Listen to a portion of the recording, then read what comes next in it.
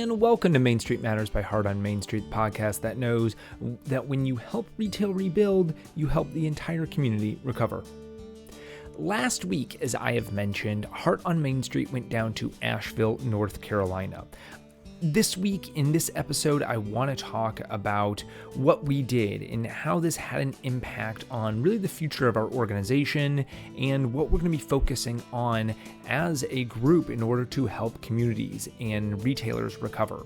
We will absolutely be continuing our education and having monthly webinars covering topics that retailers need to know. But we also want to show up for retailers in different ways, to be there for them when their community is in dire straits, and be able to help them repair their buildings, help them recover in ways that really just giving out financial grants can't do. We want to be there in a more impactful way.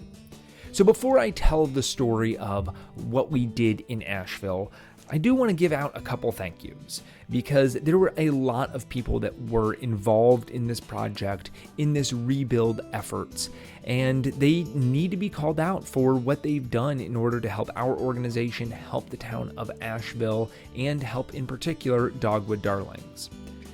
Lowe's Home Improvement seriously gave us thousands of dollars worth of products. They let us on Monday when we arrived go on a shopping spree and work with our retailer to buy so many things that we needed in order to make sure that we had things to help repair their building and get it back closer to opening up.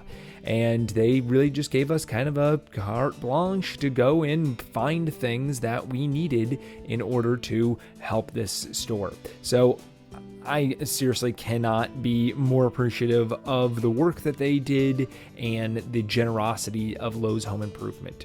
We had multiple donors for this week as well. The Link Companies has raised so much money for our organization this year. We've made multiple grants on behalf of the Link Companies. We were able to do 3 grants to 3 different retailers while we were in Asheville based on the money that they have donated. Also, Mud Pie, Goose Waddle, and London Bridge by Maison Chic were able to donate coupon codes for products for our retailer Dogwood Darlings, so that when she does open up or when she's close to reopening up, she can cash in these coupon codes. She can get free product into her store. You have no idea how impactful that is. We're talking over $8,000 of free product that she gets to bring into her store from these vendors. That is, she could turn around and sell that for, at a minimum, $16,000, maybe close to $18,000. That's just free coming into her store for her to rebuild and jumpstart her business. And then we had volunteers from so many different groups. Really, this was an wholesale industry effort coming together. We brought down 17 people to help with this store. We had volunteers from IG Design Group Americas. We had volunteers from One Coast, volunteers from the Link Companies, volunteers for Butler Sales Group. And of course, we, from Heart on Main Street, brought our own people as well. And that leads me into my last thank you before we dive into really telling the story of what we did in Asheville. But I do want to give a very, very special thanks to my marketing and operations director, Melissa Hopkins. She very intentionally has been behind the scenes of this entire organization since April of 2023. And while she doesn't like to be on camera, and she probably doesn't like that I'm calling her out in talking about what a fantastic job that she did, because I know she listens to at least the very beginning to make sure that we get a listen for this episode, but she has done so many incredible things for our organization, and this entire rebuild was hers. I handed it over. We had talked about wanting to do this, and I'm a person that wants everything to kind of be in place. I want us to be ready to be able to take something on like this. And she said, no, we're never going to necessarily be ready. We just have to do it. So this entire work, the entire effort that was done by Melissa, and she took it on and she killed it. everything that we organized, every partnership that we made, all the volunteers, every bit of organization that was done, and everything that we were able to do in Asheville was because of Melissa. She did such a fantastic job, and truly this entire thing could not have happened without her.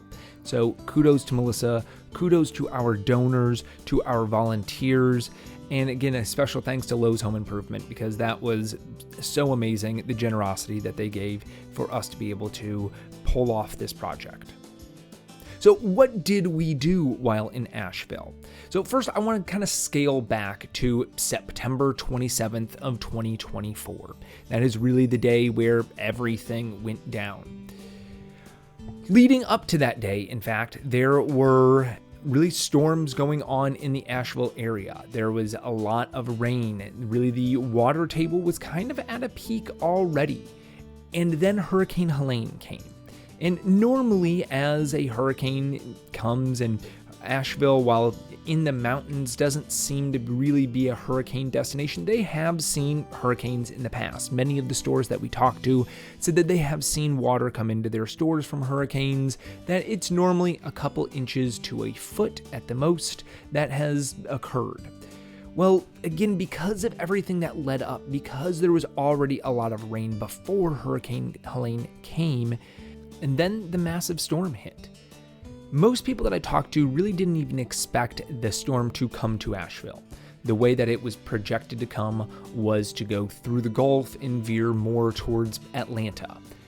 However, it did come straight up through and almost at an incredible speed. Generally, when a hurricane goes over land, it slows down and the storm dissipates. But this came at such a speed that really didn't even have time to do that, and it hit Asheville in western North Carolina at full force and then kind of sat there as it dissipated. So because of all of the rain that went on ahead of time, and because of this hurricane coming in, the destruction was really devastating. I'm sure you remember watching on television, seeing the massive flooding that came through and people talking that Asheville is gone. Well, I assure you that it is not gone. It is definitely still there. The town is thriving. A lot of parts of the area were not touched, but some areas were incredibly devastated. The River Arts District, where really sat along the river, that area was almost completely wiped away. We worked with a store called Second Gear that had just opened up a few years ago, a brand new location right on the river. They focus on consignment products for outdoor gear, for looking at kayaks and river equipment. And so it's a perfect location to be right on the river. And again, they expected to have a lot of storm. They expected to have water come into their store. They put up sandbags. In the past, they had gotten about a foot there in previous storms, so they expected something similar to that. Well, they got a whole lot more. The river flooded up to their roof and flooded everything inside. They had a 10,000 square foot space that, was affected a lot by the river, but then the debris came down and crushed through the building, washing everything away. Their inventory just completely gone. Even their cement cash wrap area was just picked up and washed downriver, which is unfathomable to think about. And I've used that term so many times when talking about Asheville. It is unfathomable unless you are there, unless you're looking at the destruction. And even then, it's hard to imagine, hard to believe everything that went on. Second Gear did tell really an incredible story. Quite a few years ago, they've been in business over a decade, and at a different location, someone had placed a little resin angel outside of their store, and they lived in an area that also had residential, so they thought maybe it belonged to one of the residents of the building that they lived above. So they put it on one of the mailboxes and left it there for a little bit. It was right around Christmas time, believing that someone would realize they had left it outside and would come and grab it, but they didn't. So this little angel became almost a good luck totem of the store. They would bring it inside, they had it on display, they had it near their cash wrap. And the owner, as we were talking to him, said that it was the loss of this and the realization that they had lost this angel. They had lost their inventory, they had lost their store, they had lost all of these things in it. But when we thought back on this angel, this little 6-inch tall totem that they would have in their store, that's when everything hit home. That's when he cried for the first time and understood and felt the loss. The store was replaceable, the things were replaceable, but for some reason this little item was the thing that really hit home for him and broke him. In their cleanup, they went through and they were clearing out the mud. They were seeing the destruction of everything. They were going through with insurance adjusters and appraising what was salvageable and what was not. It was basically a complete loss. And in that, as they were looking through everything, one of his workers called out, "I found it. I found it." Like, what did you find? "I found the angel." And there, under the debris, covered in mud, caked in inches of mud, he showed us pictures, was their little angel. Completely untouched, completely pristine, after you washed off the mud. And it now resides in their new store, in a glass case, and is truly a symbol of resurgence and good luck for the store. In working with Second Gear, we were able to provide them with a grant for $5,000. They have reopened a new store. Really, they turned around and they found a new location very, very quickly and worked with their ownership group to secure a new space. Because of their business model being a lot of consignment, people were readily willing to donate their clothes, donate their products so they could come back in business. And they understood that, I might not be paid on this, and it's actually more important for the store to have the money than for me to get paid on the issues that I have offered to consignment.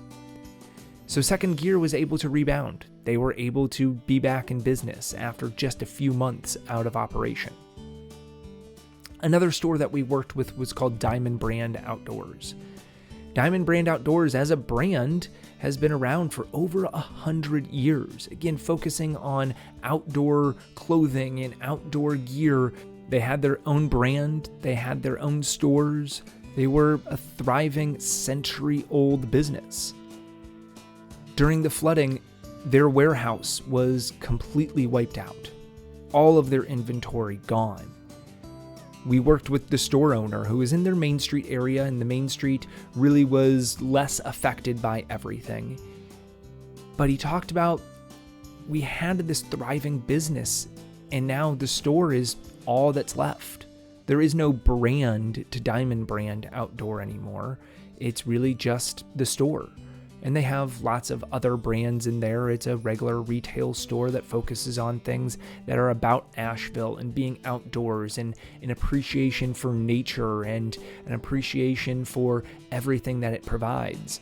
But Diamond Brand is gone. Their inventory, everything that they had worked over a century building, was gone within one day. Again, we made a donation, a financial grant to help their business. They experienced a lot of loss. They had to furlough their employees. And so helping get back and helping them expand their business. They're never going to be a brand in themselves anymore, but that retail store is the legacy of a century-old business in helping them remain in the downtown area, helping them stay an important part of their community. We saw as an incredibly necessary thing to do.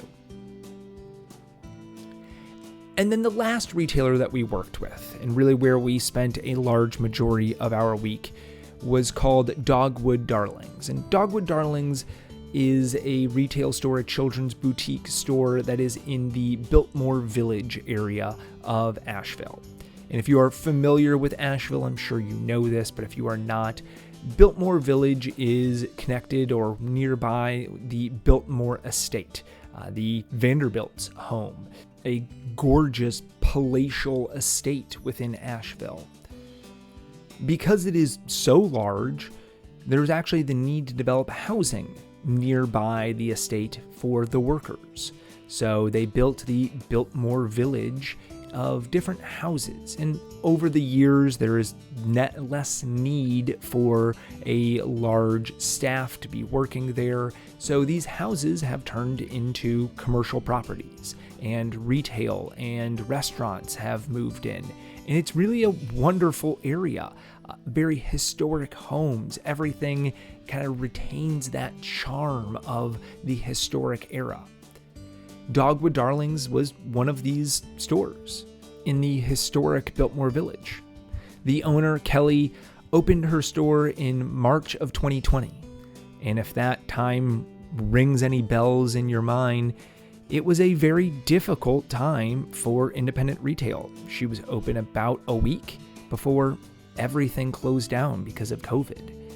And she survived that. She pivoted, she changed her business model in completely unexpected ways than what she had thought of a month prior. And she survived through this period. She thrived during the period. She opened up her business again. Retail was coming back into the area. She was growing as a business until September 27th, when the Shenandoah River, which was already at high levels, was inundated with even more water from the hurricane, and the water level rose. Now, when you're standing in front of Dogwood Darlings, you cannot see the river. It's not like it's right behind. It's relatively close by, maybe 200, 300 yards away.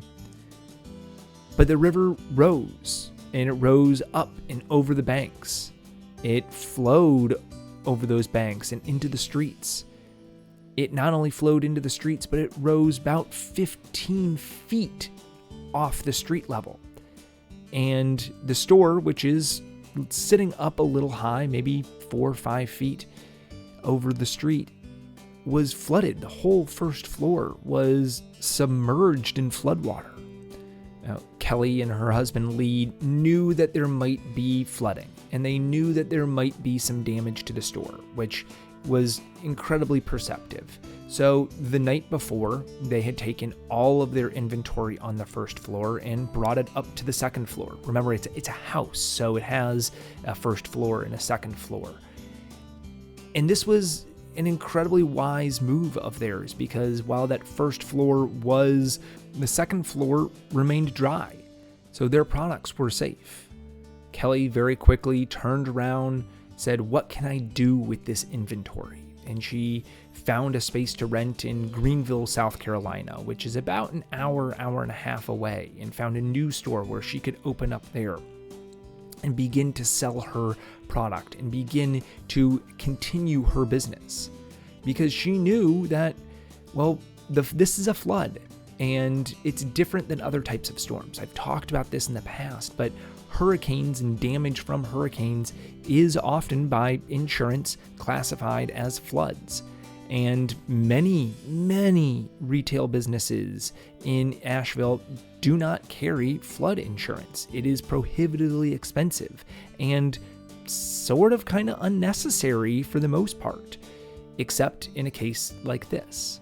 And so she knew, and they went back and forth with insurance companies and lawyers, but they really ultimately knew that they were not getting any insurance money from this, that everything would have to be rebuilt on their own dime. If they're wanting to come back, it's going to be their own effort that is put into this. So they needed to have that business in order to supplement the repair and rebuild of the business in Asheville. So when I talk about her being a smart and savvy business owner, this is what I mean. She has already in 5 years experienced so much and has overcome so much in order to make sure her business works. So we arrived with our group on Tuesday. And Tuesday we looked at the building. You could still see mud caking the outside. We looked at what had been a little front yard of the house, and there was still 3 to 4 inches of river mud just coating the entire front yard. As we eventually cleaned and landscaped this area, we found paving stones buried underneath this mud and muck that was not visible at all when we started. In fact, the mud extended onto the sidewalk several inches. Again, just this remnant of almost a year later, everything that had happened during this time. When we arrived on site, Kelly pointed to a piece of trim about halfway up the house that acted as the water line for the flood. Below this line, the stucco was coated with mud and dirt, turning its bright, vibrant white into a pale brown beige color. The green trim around the building was chipped and peeling in many places, and the green was faded. Above the line was relatively okay. So you could see this stark contrast between the first floor and the second floor, the area that was submerged in water and the area that was spared. Inside, the whole first floor had been gutted. It had been torn down to the studs. You could see the beautiful hardwood floors of this building that were still coated with mud and dirt from the flood.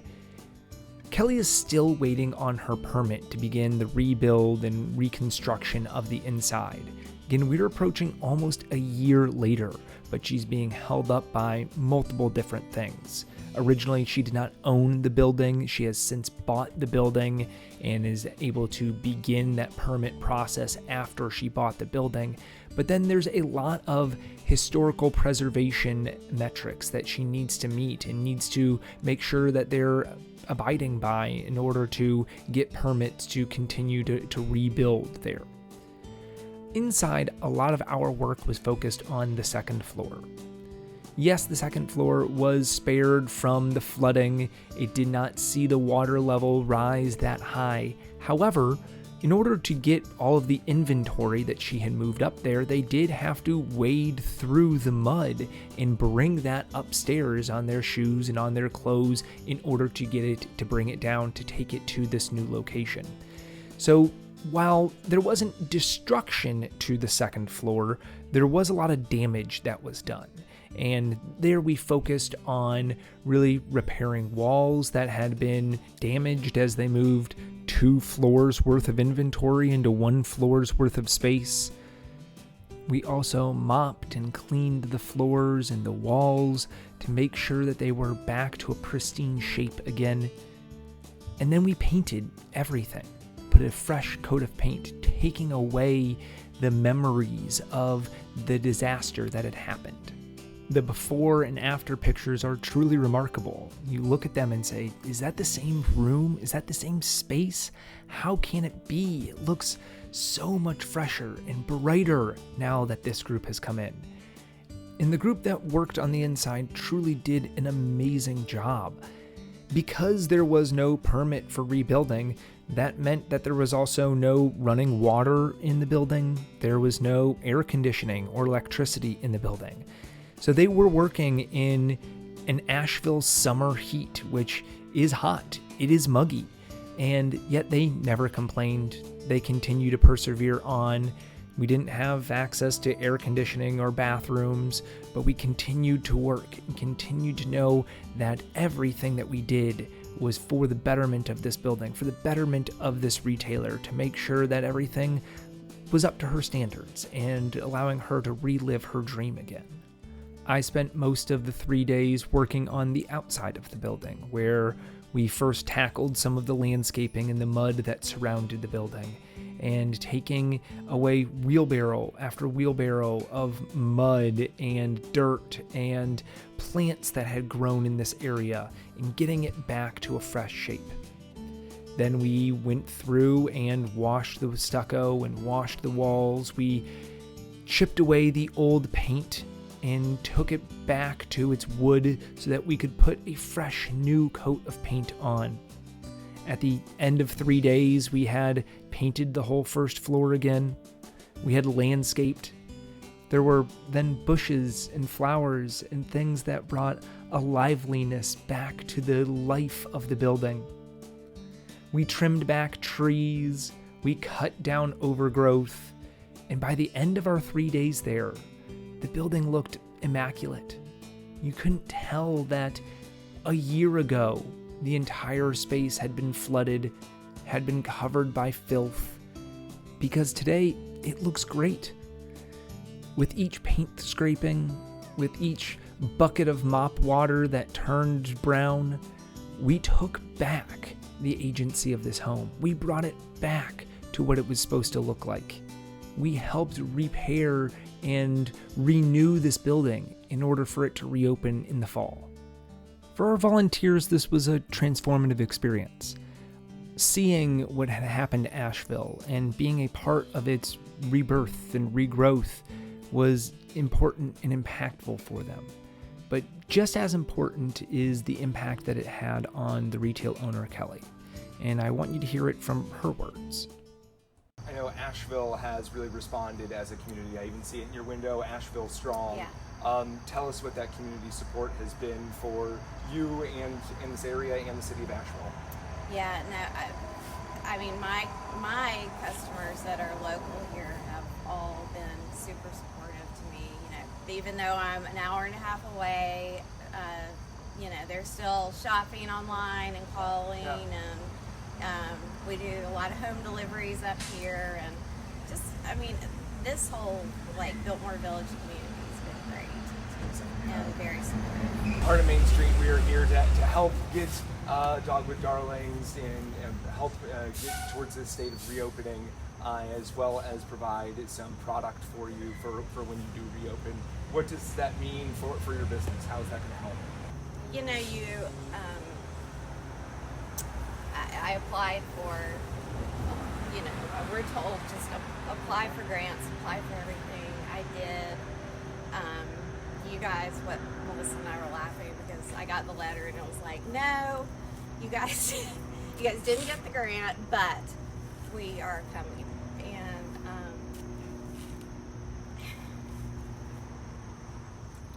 I didn't really know what that meant. You're gonna have to stop again. You make me cry. Seriously. I know. All I want to do is hug you. Oh, it's okay. That's what we're here. That's what we're here for. I told you this whole time. It's all about you and getting your store back up and running. Yeah. Okay. I think we've sort of been, you know, hashing it out along the way. But oh my gosh, this is amazing. Everything that you guys, you know, I didn't know any of these people before this week, and they didn't have to come, but they did, and it's been great. This really helps us a lot, and that you chose us and believed in us, because sometimes I don't. Should believe yourself. It's hard, you know. The last year's been really hard, and sometimes it's hard to keep going. But you guys being here just gives us a huge push to get back. Well, we're happy to do so, and again, this has been great getting you up and going again. So, Yeah. again, I can't wait to see you all reopen and Thank see you. what it looks like. Thank you. And I'm so looking forward to you. coming to visit. Yeah, thank you. You can tell from Kelly's voice just how emotional this was, but a long journey it has been to get back to some semblance of normalcy. And that's what Heart on Main Street's here to do, to help retailers and help communities feel normal again after a terrible, terrible tragedy has occurred. This was our very first rebuild effort, and if you can't tell from how I talk about it, we're absolutely doing this again, and I see this as really the future of the organization, to go and be a part of these communities, to give back in ways that are more than just monetary, but are truly making an impact on these stores, to be there in ways that are more than just financial, but in support as well. We're already mapping out our next indie rebuild and looking at different areas of the country that have been affected, like Kerr County in Texas, which experienced massive flooding, and returning to Asheville, because while we helped one store, there's still a lot of work to be done. So until next time, stay safe, shop local, and keep your heart on Main Street. This episode was written, produced, researched, and edited by me, Patrick Keiser, with a very special thanks to everyone that contributed towards our indie rebuild project. To learn more about Heart on Main Street, you can visit www.heartonmainstreet.org, and you can email us at contact@heartonmainstreet.org. Thanks. Bye.